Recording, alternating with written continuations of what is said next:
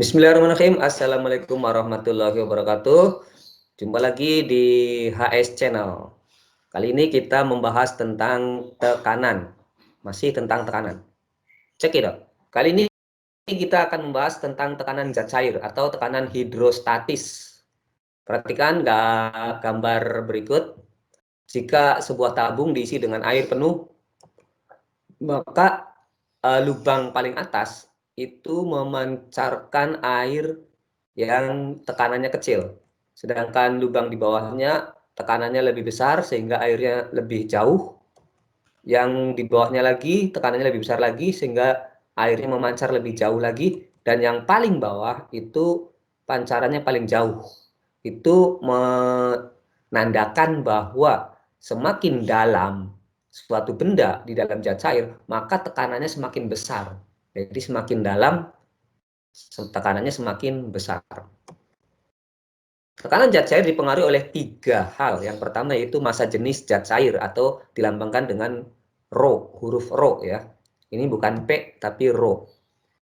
Massa jenis zat cair itu artinya adalah misalkan kalau air biasa, air bak mandi misalkan ya, dengan minyak goreng. Nah, itu tentu massa jenisnya adalah lebih besar minyak goreng karena lebih kental. Tekanannya lebih besar kalau dimasukkan ke dalam minyak goreng. Misalkan ada 1 drum minyak goreng dengan 1 drum air, maka kalau dimasukkan, kalau kalian masuk ke dalam drum itu tentu tekanannya lebih besar kalau di dalam minyak goreng, karena minyak goreng massa jenisnya lebih besar.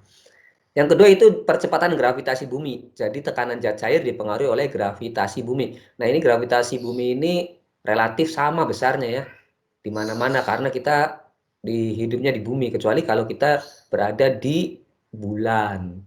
Kalau ada di bumi berarti gravitasinya sama, yaitu 9,8 meter per detik kuadrat. Atau dibulatkan menjadi 10 meter per detik kuadrat. Yang ketiga, tekanan zat cair dipengaruhi oleh yang tadi sudah dikemukakan, yaitu kedalaman atau dilambangkan dengan H kecil. Sehingga tekanan zat cair bisa dirumuskan pH. pH ini tekanan hidrostatis ya. Power hidrostatis atau tekanan hidrostatik, tekanan air, sama dengan Rho kali G kali H. Tinggal dikalikan saja. Massa jenis dikali percepatan gravitasi dikali dengan kedalaman. Nah, contoh soal misalkan seperti ini. Ini ada air laut misalkan ya. Ini air ini massa jenisnya 1000 kg per meter kubik. Lalu ada ikan. Nah, ikannya ini berada pada kedalaman 3 meter. Dari dasar 1 meter. Nah, yang kita hitung bukan tinggi dari dasar ya. Yang kita hitung adalah kedalaman. Berarti dihitungnya dari permukaan.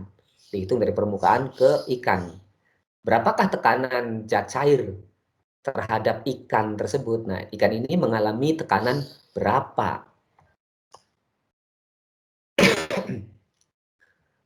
Nah, soal tadi bisa diselesaikan dengan menggunakan rumus tekanan hidrostatik. Kita tulis dulu diketahui adalah massa jenis 1000 kg per meter kubik, lalu percepatan gravitasi atau G 10 meter per detik kuadrat, kedalaman 3 meter. Yang ditanyakan pH. pH sama dengan Rho kali G kali H. Tinggal dikalikan saja. Rho-nya 1000, G-nya 10, dan H-nya 3. Jadi 1000 dikali 10 dikali 3. Sama dengan 30.000 Newton per meter persegi. Jadi tekanan yang dialami ikan tadi besarnya adalah 30.000 Newton per meter persegi. Sekarang kita lanjutkan dengan hukum Archimedes. Hukum Archimedes berbunyi, jika sebuah benda dicelupkan ke dalam zat cair atau fluida, maka benda tadi akan menerima gaya ke atas sebesar berat zat cair yang didesaknya. Nah, contohnya ini. Jadi ada batu diukur beratnya dengan menggunakan neraca pegas. Ini namanya neraca pegas atau dinamometer. Ternyata si batu tadi beratnya adalah 40 Newton. Bagaimana jika batu ini ditimbang, diukur beratnya di dalam air. Coba kita lihat. Nah, ternyata berat benda tadi, berat batu ini bukan lagi 40 Newton, tapi 30 Newton. Artinya berat benda di udara lebih besar daripada berat benda di air. Kenapa demikian? Karena batu ini mendapatkan gaya ke atas yang dilakukan oleh air. Air memberikan gaya ke atas. Besar ya, berat di air 40 dikurangi 30. Berarti gaya ke atasnya adalah 10 Newton. Nah, ternyata ini kan menekan air, sehingga airnya ada yang tumpah. Airnya ada yang tumpah. Nah, jika tumpahan air tadi dimasukkan ke dalam wadah, dan air yang tumpahan tadi ditimbang, ternyata berat air yang keluar ini sama dengan gaya ke atas, yaitu 10 Newton. Nah, ini namanya hukum Archimedes. Jika sebuah benda dicelupkan ke dalam zat cair, akan menerima gaya ke atas sebesar berat zat cair yang didesaknya. Nah, tadi ini 10 Newton juga ya. Jadi, gaya ke atas sama dengan berat zat cair yang dipindahkan. Gaya ke atas sama dengan berat zat cair yang didesaknya atau dipindahkan ya. Gaya Archimedes atau gaya ke atas bisa dirumuskan menjadi rho dikali G dikali V. Nah, kalau tadi tekanan zat cair rho kali G kali H, kalau ini rho kali G kali V. Kalau gaya rho kali G kali V. FA adalah gaya ke atas oleh zat cair, rho massa jenis zat cair, V volume zat cair yang didesak. Gaya ke atas sama dengan berat benda di udara dikurangi berat benda dalam zat cair ya. Nah, di contoh tadi, batu yang ditimbang tadi, ternyata berat benda di udaranya adalah 40. Sedangkan berat di airnya adalah 30. Sehingga gaya ke atasnya adalah 40 dikurangi 30, yaitu 10. Jadi gaya ke atasnya 10. Rumusnya gaya ke atas sama dengan berat di udara, weight, berat ya, berat udara dikurangi berat di air.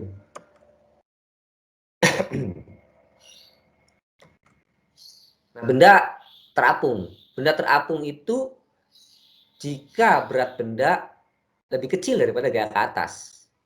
WU lebih kecil dari FA. Berat benda di udara lebih kecil dari gaya ke atas. Atau massa jenis benda lebih kecil daripada massa jenis zat cair. Contohnya misalkan gabus ya. Gabus itu massa jenisnya lebih kecil daripada massa jenis zat cair. Sehingga gabus jika dimasukkan ke air maka akan terapung. Volume benda lebih besar daripada volume zat cair yang didesak. Nah, itu adalah syarat benda terapung. Benda melayang itu artinya tidak di atas ya, tapi di tengah-tengah. Ini namanya melayang. Berat benda sama dengan gaya ke atas. Berat benda di udara sama dengan gaya ke atas. Massa jenis benda sama dengan massa jenis zat cair, misalkan es batu. Es batu kan terbuat dari air ya. Sehingga kalau dimasukkan maka dia akan melayang. Karena massa jenisnya sama, air dengan air. Tenggelam. Nah, kalau benda tenggelam itu bendanya nempel ke dasar.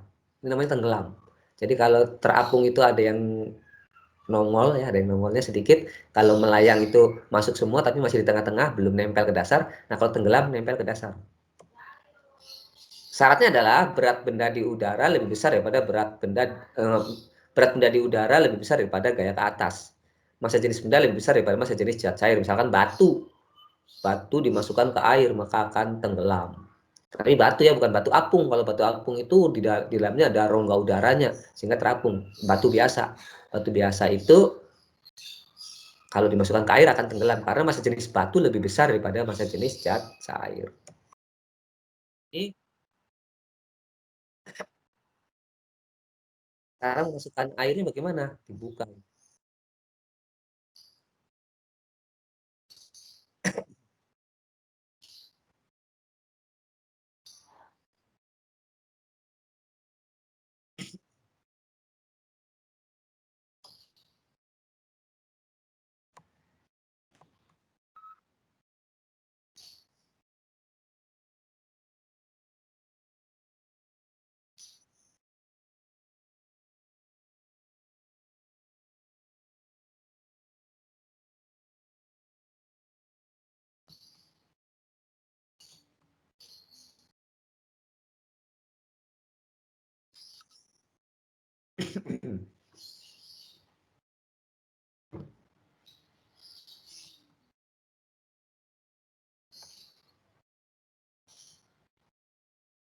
Nah, itu yang bisa sampaikan.